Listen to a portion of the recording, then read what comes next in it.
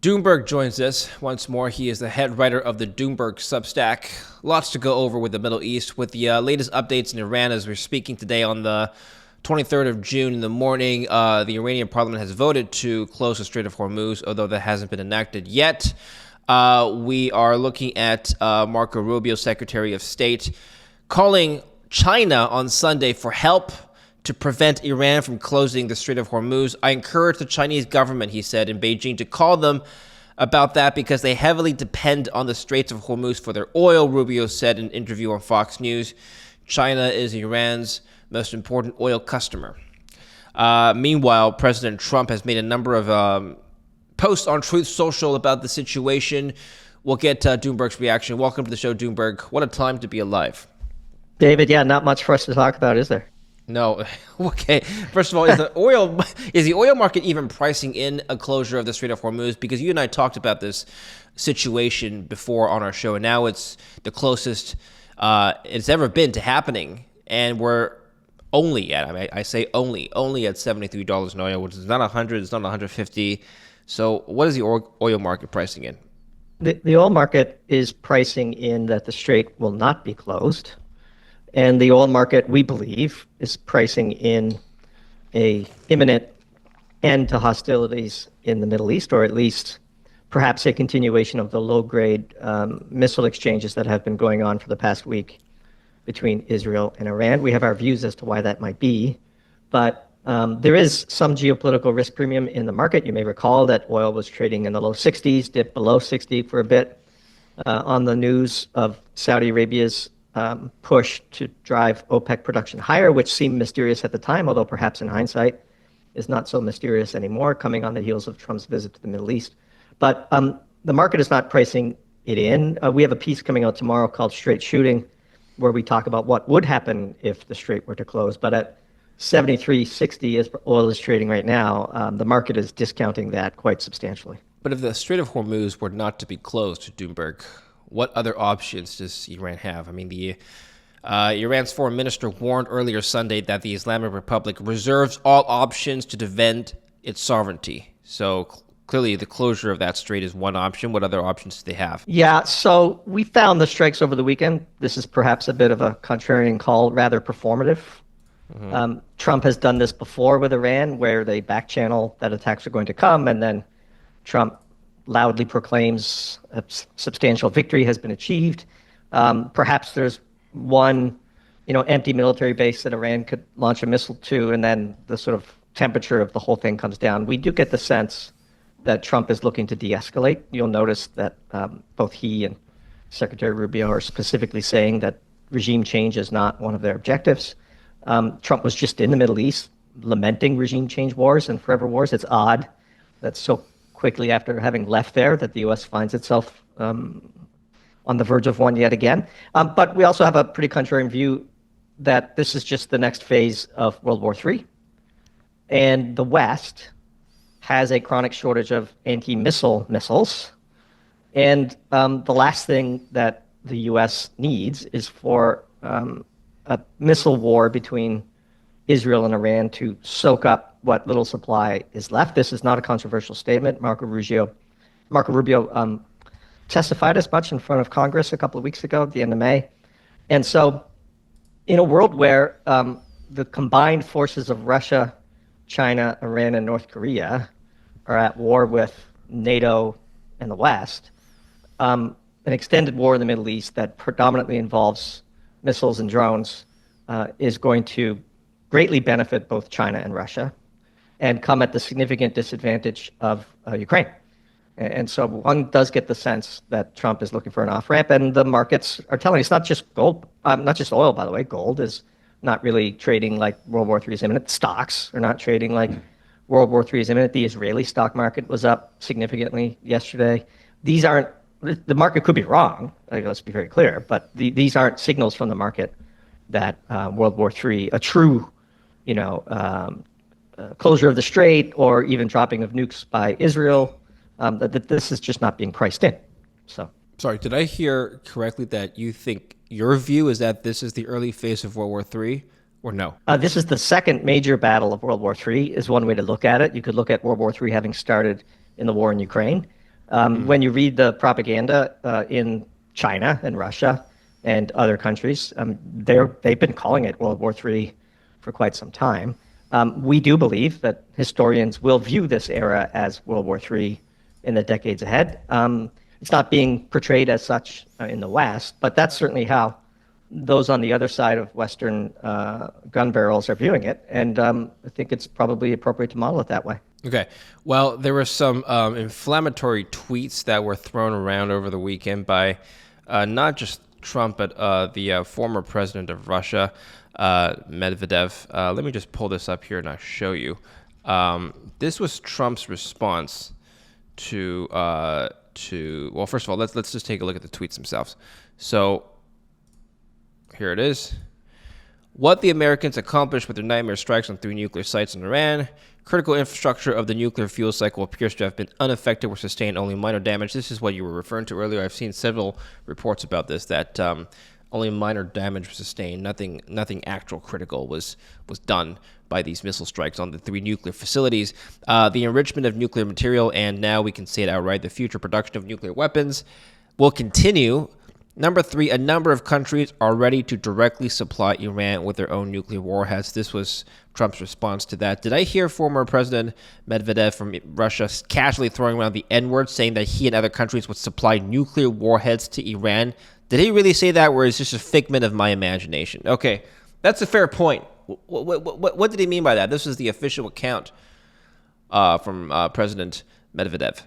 Yeah, so Medvedev is an important politician in Russia. I believe he is a member of Russia's Security Council, which is sort of the top governing body. Of course, Putin chairs that. He was the former president of Russia, as you mentioned. However, his Twitter account is notoriously bombastic, quite similar actually to the way Trump runs his Truth Social account.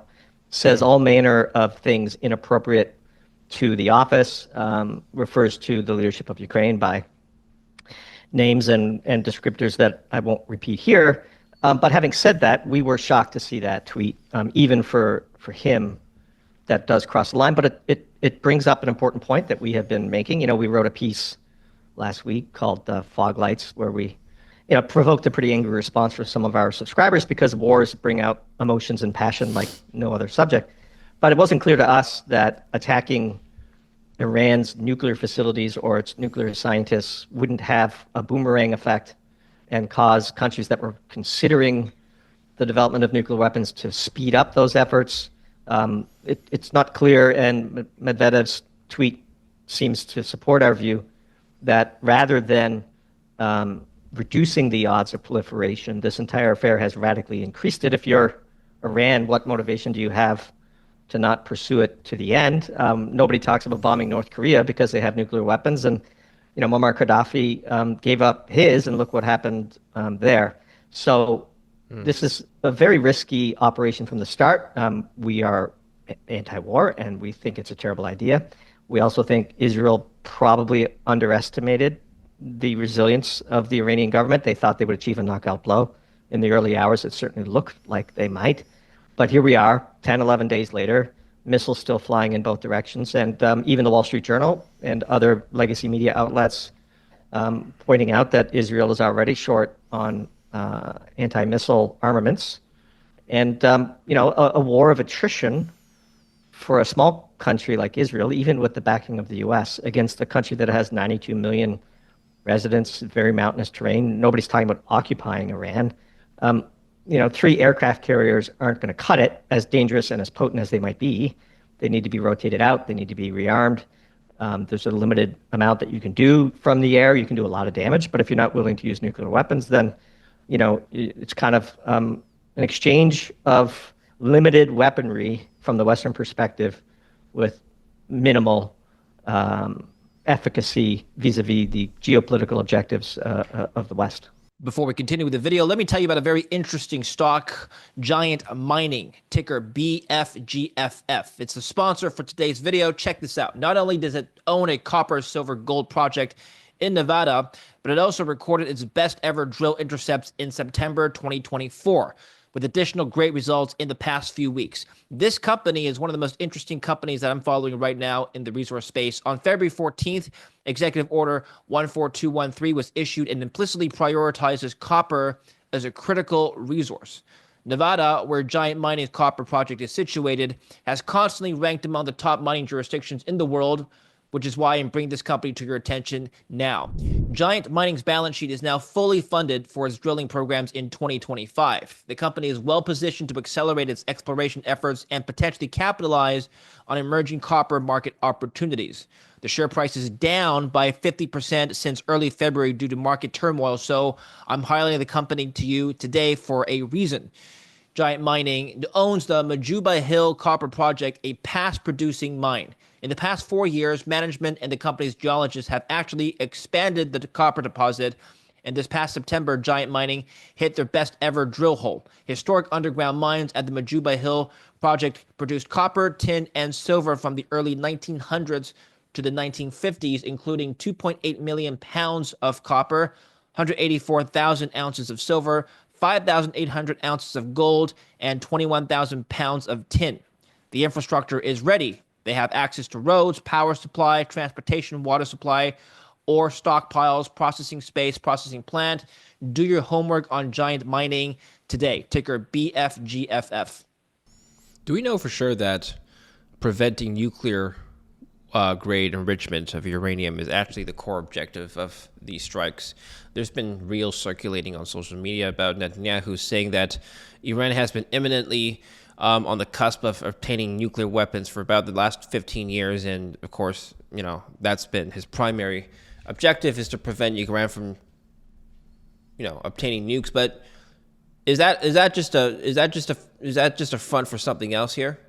I mean, there's a lot of cynicism, even and amongst Trump's base of hardcore supporters, that here the U.S. again is embarking upon an adventure in the name of weapons of mass destruction, yet another forever war in the Middle East. And you're seeing strong pushback amongst Trump base because the cynicism is very high. The damage that was done by, Colin Powell at the United Nations, picking up that vial, lecturing the world about how weapons of mass destruction and, Saddam Hussein is minutes away. And, we've seen these tapes before. And so the damage that was done by that first lie is that it makes it very difficult for people to believe the current claims, and justifiably. That reel that has been circulating, which I'm sure will be dismissed as Russian disinformation,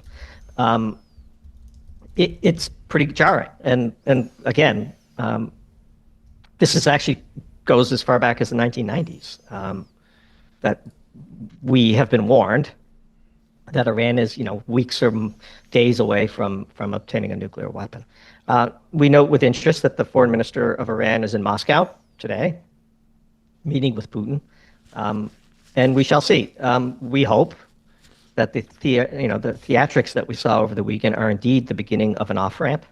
Perhaps both sides would like one. I mean, it's no fun to be on the other side of American and Israeli missiles either, so there's motivation for all parties to cease the violence. And if you read carefully with some of the statements that Netanyahu has been making, and clearly Trump would like the U.S. to believe that Iranian nuclear capacity has been taken out, because then that paves the way for potential ceasefire. And so when you put all that together, I think this is why you're seeing oil at 73 and not 93 or 103.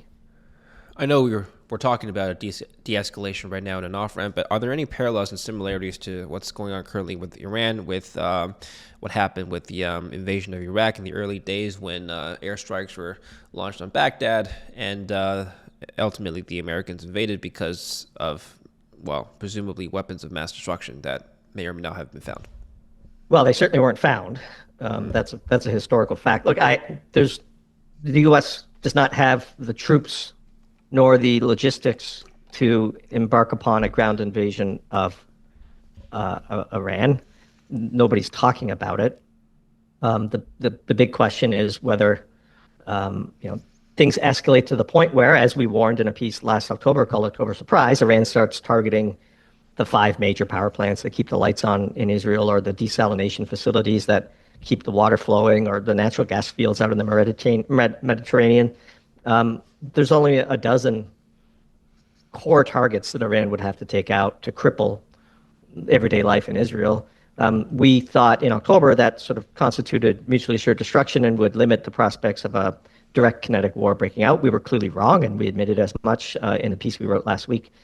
But in a world where Israel gets backed into a corner, there is the Samson option, and nobody wants that. And so it is a very dangerous situation. We've said that wars are much easier to start than to get out of or to win. And we see that in Ukraine today.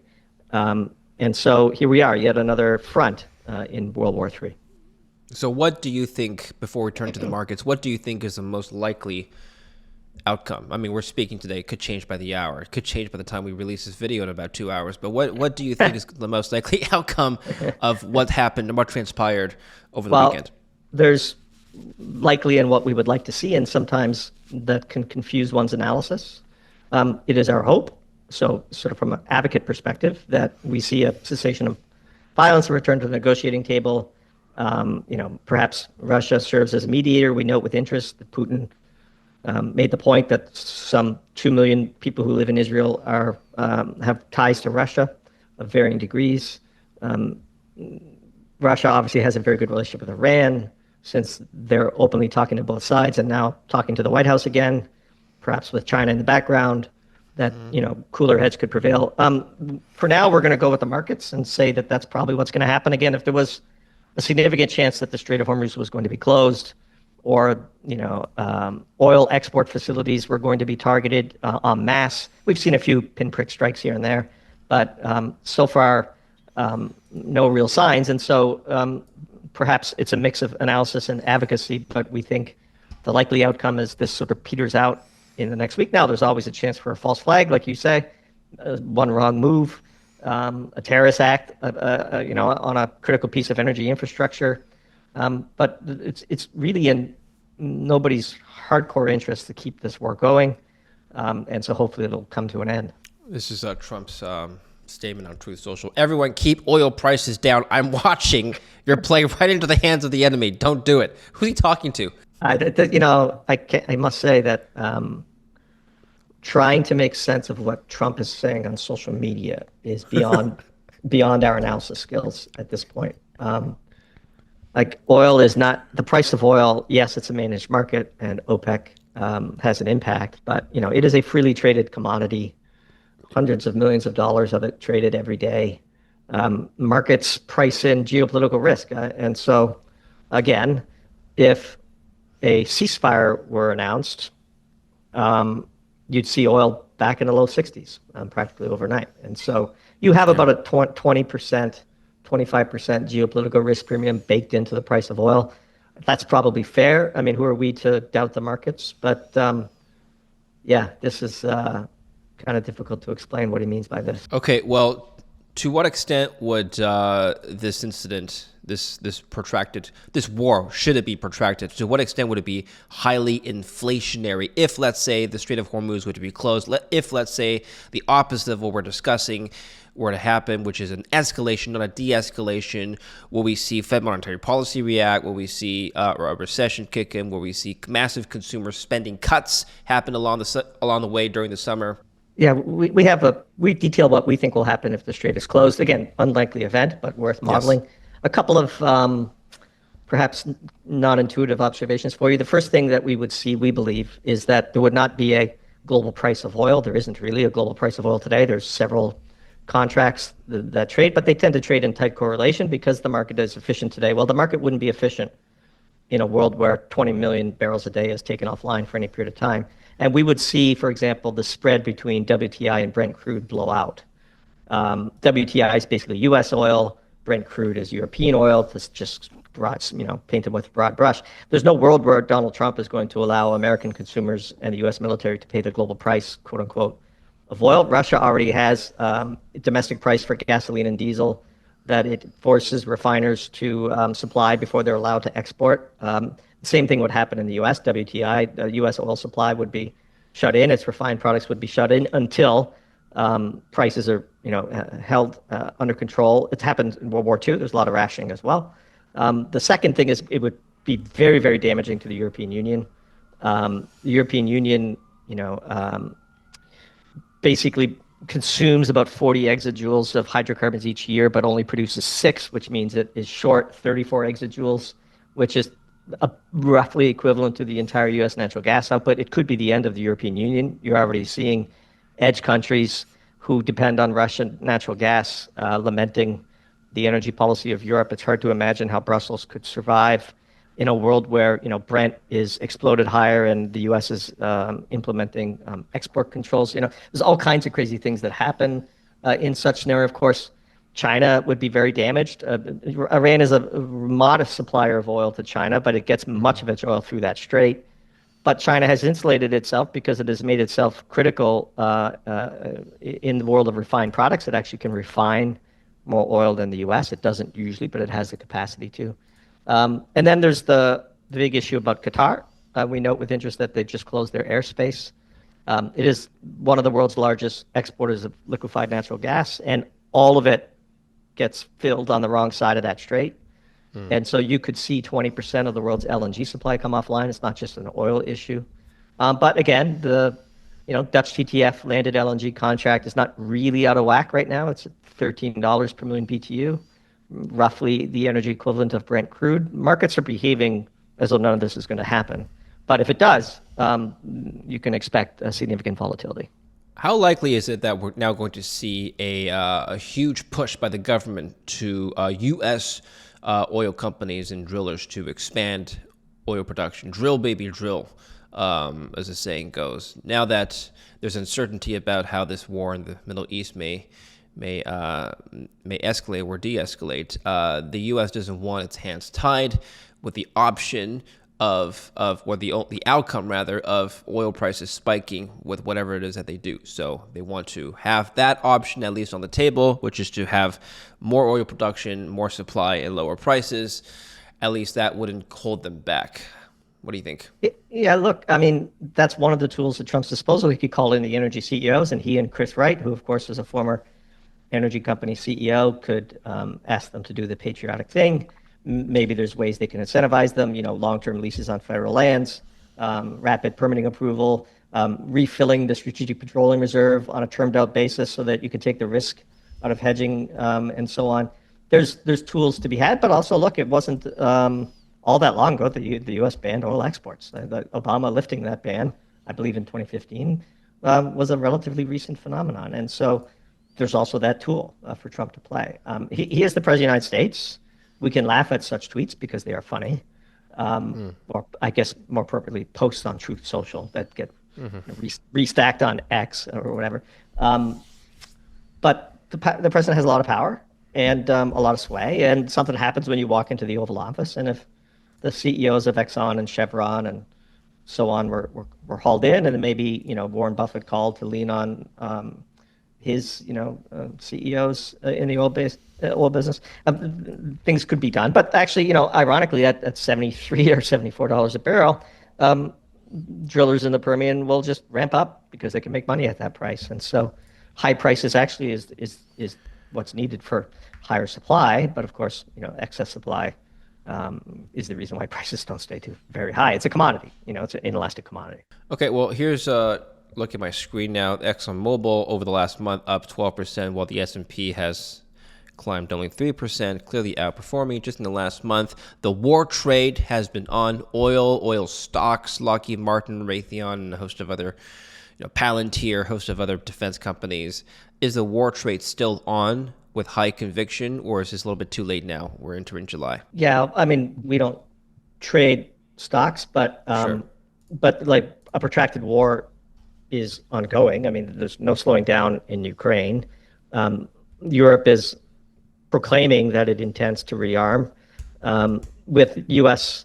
missile and armament stocks at dangerously low levels. There will be a push, a happy push from Congress to allocate even more to the defense industry.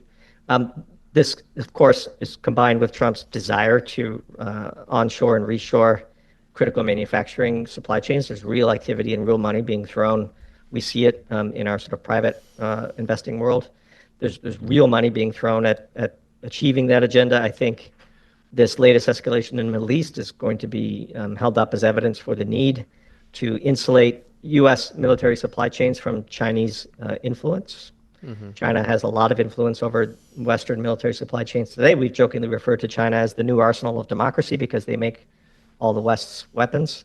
Then there's the big question of Taiwan looming over things as well, which we haven't even touched on. That just goes to show you how crazy the headlines are. So ultimately, if the Strait of Hormuz were to be closed, is $200 oil still on the table? That's a scenario we've talked about before. I mean, it's kind of like any price at that point. And again, there won't be a global price of oil, right? There will be, regional prices. And by the way, this will highlight the critical need for countries to produce their own energy. Like the two biggest winners or least losing countries would be Russia and the U.S. More than self-sufficient in energy, able to supply their domestic markets. China would be short. It'd be disastrous for Europe. But yeah, sure. I mean, the price is almost irrelevant if the strait gets closed. By the way, that would be the sort of end of the significance of that strait, because building pipelines to circumvent it is a comparatively simple task and would get done post haste, you would think. There's an army of midstream companies that are more than happy to put in the infrastructure needed to circumvent the Strait of Hormuz. And I don't know how militarily possible it actually is to do, to be honest with you. I saw some pretty critical comments by Dr. Anas on Twitter, which I happen to agree with. It's not nowhere near as easy as it's sort of sketched out to be on social media. There's certainly things that could happen, and if missiles started firing at tankers, insurance companies might create a de facto closure of the strait. But there's no sign of that right now, and so the U.S. and its allies could just demine the Strait of Hormuz were it to be mined and escort some of these tankers with frigates, could they not? Sure. The biggest issue is, what insurance company wants to underwrite a floating bomb going through a war zone? So there's that, of course. But again, it's not the base case. It is a dangerous case, which is why we're writing about it and trying to put some, counterintuitive observations and predictions out there for our subscribers. But it's not our base case, and the market certainly isn't saying it. But $200 a barrel, $300 a barrel, pick your number. It won't matter at that point. The only thing that will matter is accessing supply for your domestic and military needs. This is a chart of uranium. It's gone up in a straight line ever since last week. I wonder if they're related at all, these incidents that we're talking about in the price of uranium, or not so much. Yeah, I mean, if you didn't know what was going on, there's really nothing in that chart that you can say, oh, that's where war started. Having said that, the nuclear renaissance is real. And the fact that, large energy infrastructure is being targeted and talk of the close of the strait, we were thinking, haven't written this yet, but this might be bullish for SMRs, small modular reactors, because if you spread them out, many more targets and easier to protect and so on, as opposed to having like large centralized, gigawatt scale reactors in clusters being sort of a point source of risk. So there's, in a world where the wanton destruction of mostly civilian energy is normalized, it's just a different world than the one we've lived in for the past 50 years. So what's your next piece going to be about? Yeah, the Strait of Hormuz is the next one, and who knows what it'll be after that. So we'll publish that one tomorrow. I'll handle the comments. Then we usually decide what we're going to write after the piece is published. And we don't really write ahead because the news flow, especially in the Trump era, is just so crazy, right? Sure. But, we have some thoughts. We're going to put we're probably going to do a doom zoom next month on the Arctic and just all of the strategic positioning that's going on up there. But, headline risk is real in this business, especially when you're on a 4-day editorial cycle like we are. So one piece at a time. Yeah. One thing on this note, there's so much rhetoric being thrown around on social media, especially on Twitter, about the prospect of America being dragged into another war in the Middle East. As you know, there was just an unwind from Afghanistan, but now people are concerned about going back to the Middle East. So, let's evaluate these concerns, Doomberg. Yeah, I think, again, Trump is aware of the discontent in his base. We noted with interest that he had lunch with Steve Bannon, I believe, on Friday. Many of the big MAGA influencers on Twitter, I'm sure you observe their accounts in the way we do, are openly expressing strong disagreement with this set of developments. Anytime that John Bolton is on TV and happy, that's not a good thing in our view. We think Trump's instinct is to de-escalate, and that is our base case. That is our hope, as I said earlier. And the U.S. just doesn't have the troop capacity situated in the Middle East to really do anything on the ground. And so back to our earlier analysis, a limited missile war followed by an imminent ceasefire where both sides can claim victory and move on is perhaps the base case right now. Doomberg, excellent. Thank you very much. Where do we learn from you and follow your work? Everything is at Doomberg.com. Our articles, our monthly pro talks, our podcast appearances. David, it's always great to come on. It is funny, when you first invited us back, we had no idea where the headlines were going, but here we are. Thanks again. Yeah, opportune time. Lots to talk about, and hopefully you're right. Hopefully this de-escalates, so no more lives are at risk. But thank you very much for your analysis. Go to Doomberg.com. Link down below. We'll follow up next time, Doomberg. Plenty more to talk about, I'm sure. Thanks. See you again. Thank you for watching. Don't forget to like and subscribe.